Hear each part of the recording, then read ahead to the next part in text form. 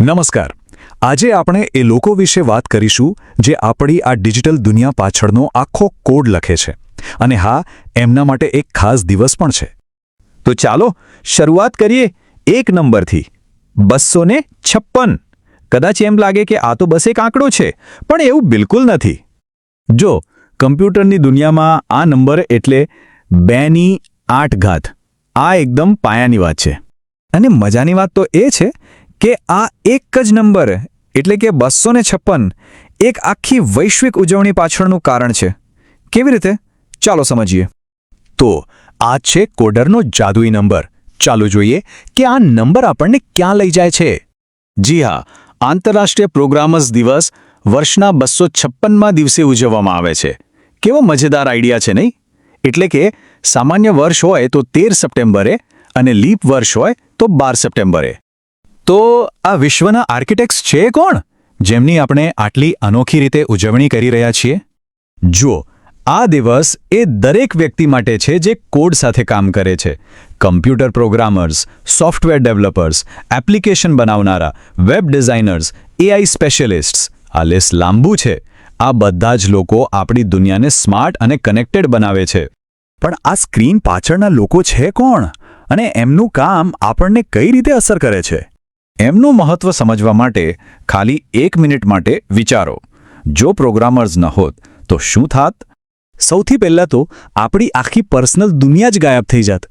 ફોનમાં એક પણ મોબાઈલ એપ નહીં, ઇન્ટરનેટ નહીં, અને હા, વિડિયો ગેમ્સ પણ નહીં. અને વાત અહીં જ નથી અટકતી. આખી દુનિયાની સિસ્ટમ્સ ઠપ થઈ જાત. બેન્કિંગ, એટીએમ, યુપીઆઈ બધું જ બંધ. ઓનલાઈન શિક્ષણ અને આજનું આધુનિક ટ્રાન્સપોર્ટેશન પણ અટકી જાત. ટૂંકમાં કહીએ તો ભવિષ્ય જ અટકી જાત. આર્ટિફિશિયલ ઇન્ટેલિજન્સ, રોબોટિક્સ, સ્માર્ટ મશીનો આ બધું શક્ય જ ન બન્યું હોત. તો હવે આપણે એ તો સમજી ગયા કે એમની અસર કેટલી મોટી છે. ચાલો હવે આ ઉજવણી પાછળના લોકો અને કોડના ઇતિહાસ પર એક નજર કરીએ. તો પ્રોગ્રામર એટલે કોણ? સરળ શબ્દોમાં એક એવી વ્યક્તિ જે કમ્પ્યુટરને એની ભાષામાં સમજાવે કે શું કરવાનું છે. આ માટે તેઓ પાયથન કે જાવા જેવી સ્પેશિયલ ભાષાઓ વાપરે છે.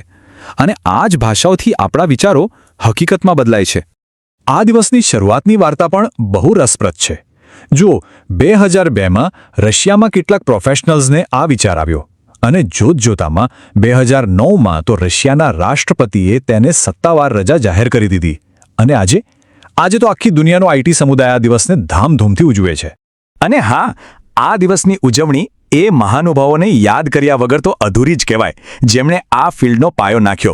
દુનિયાના પહેલા પ્રોગ્રામર ગણાતા એડા લવલેસથી લઈને કમ્પ્યુટરના પિતા ચાર્લ્સ બેબેજ અને આજના જમાનાના લિનસ ટોરવાલ્ડ્સ, બિલ ગેટ્સ અને માર્ક ઝુકરબર્ગ સુધી.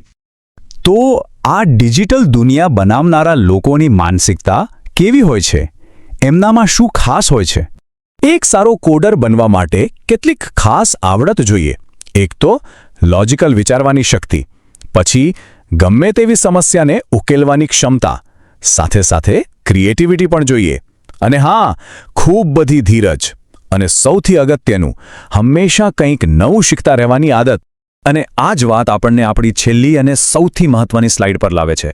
એક એવું વાક્ય જે પ્રોગ્રામિંગનો આખો સાર સમજાવી દે છે કે પ્રોગ્રામિંગ એ નથી કે આપણે શું જાણીએ છીએ, એ તો એ છે કે આપણે શું શોધી શકીએ છીએ.